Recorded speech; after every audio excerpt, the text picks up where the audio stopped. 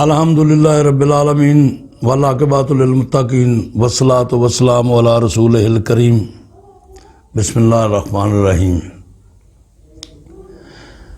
آپ بھی اور میں بھی ہم سب جانتے ہیں کہ ہم جس دور سے گزر رہے ہیں بہت تیز ترین دور ہے۔ ہم میں سے کسی کے پاس بھی اپنی ذات کے لیے بھی وقت نہیں ہے، اور ہم انتہائی افراتفری کے عالم میں ہیں، اور جتنی بھی خرافات ہیں وہ ساری کی ساری ہمارے چاروں طرف ہمیں گھیر رکھا ہے خرافات نے۔ تو اس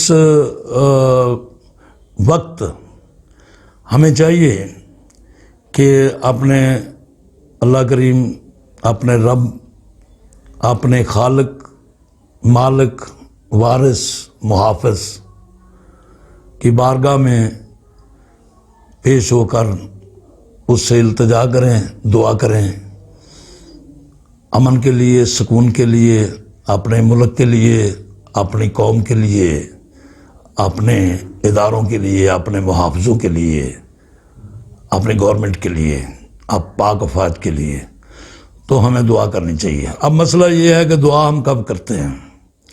ہم 5 وقت نماز پڑھتے ہیں، تو یہ بہترین اوقات ہیں دعا کے۔ نبی کریم صلی اللہ علیہ وسلم کے اسوہ حسنہ پہ عمل کرتے ہوئے ہم یہ 5 وقت جو نماز ادا کر رہے ہیں، یہی تو وقت ہے دعا کا۔ اب ذرا نماز کو سمجھنا ہے کہ ہم بارگاہ الہی میں نماز کے لیے پیش ہوئے ہیں، تو کچھ چیزیں ہم نہیں جانتے، ہم نے پڑھی ہیں، سنی ہیں، لیکن ہم نے ان پہ غور نہیں کیا کہ نماز ایک ہی نہیں ہے، کوئی اور بھی نمازیں ہیں جن کے بارے میں اللہ کریم یہ فرماتے ہیں کہ یہ نمازیں جو تم عجلت میں پڑھتے ہو، یہ لپیٹ کر تمہارے منہ پہ ماری جائیں گی۔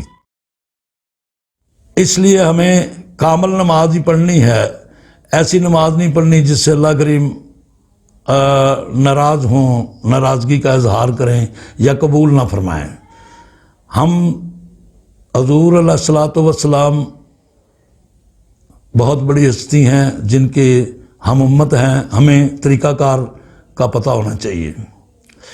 تو نماز پڑھنی تو فرض ہے ہر عاقل بالغ مسلمان پر، سب کو پڑھنی چاہیے، بچوں کو بھی پڑھنی چاہیے، بڑوں کو بھی پڑھنی چاہیے، سب کو پڑھنی چاہیے، فرض ہے، یہ کسی طریقے سے بھی معاف نہیں ہوگا۔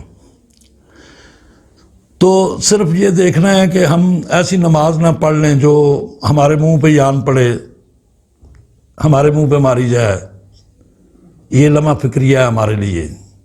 تو اس میں ہمیں پتہ چل جاتا ہے کہ اللہ کریم کامل نماز مانگتے ہیں، اور کامل نماز ہی ادا کرنے سے قبول ہوتی ہے۔ تو میں اس بارے میں بتا رہا تھا، کوشش کریں کہ نماز کے مفہوم کو اپنی زندگی میں رائج کر دیں۔ کوشش کریں کہ آپ ہمہ وقت اللہ کی بارگاہ میں پیش رہیں، کس انداز سے؟ سچ بول کر آپ نے کام کریں، کاروبار کریں، تجارت کریں، بزنس کریں، لیکن اللہ کی بارگاہ میں اس وقت آپ داخل ہو جائیں گے اس کے دائرے میں جب آپ سچ بولیں گے۔ اور جو حضور علیہ الصلوۃ والسلام نے فرمایا ہے کہ کم نہ تولیں، ذخیرہ اندوزی نہ کریں، ملاوٹ نہ کریں، اس سے بعد رہے، تو بندہ یہی نماز ہے حضوری، اسے نماز کہتے ہیں کہ نماز کے مفہوم کو اپنی زندگی پہ رائج کر لینا۔ دوسری بات، اللہ کریم کو خشوع اور خضوع کے بغیر جو نماز ادا ہوگی وہ پسند نہیں ہے، یہ بہت بڑی بات ہے۔ اس ضمن میں تھوڑی سی بات کرنا چاہ رہا تھا کہ آپ کو پتہ چلے کہ یہ جو ہم خشوع اور خضوع کے بغیر ویسے ہی اللہ اکبر شروع ہو جاتے ہیں اور ہنستے ہوئے نماز پڑھ رہے ہیں خوشی سے، اور ہنستے ہوئے نکلتے ہیں. اللہ کریم نہیں یہ چاہتا. اللہ کریم نہیں چاہتا. اللہ کریم چاہتا ہے خشو خضو، ہمارے بہتے ہوئے آنسو اور ہمارا اس کے خوف سے کانپنا اور اس کے احکامات پر عمل کرنا ہی عین اسلام ہے. یہی نماز ہے. تو میں آپ سے گزارش کرتا ہوں کہ نماز پڑھیں.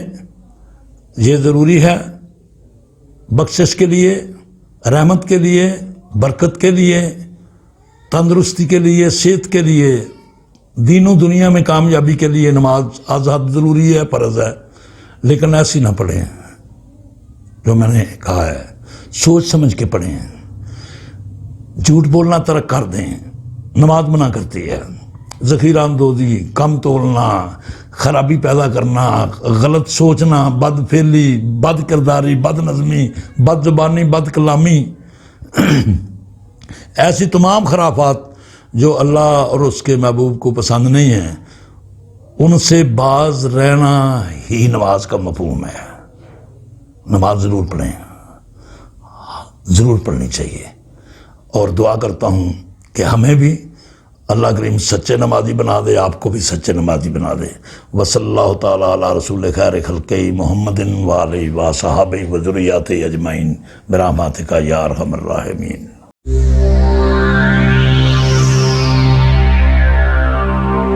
Shahi One Islamic Channel.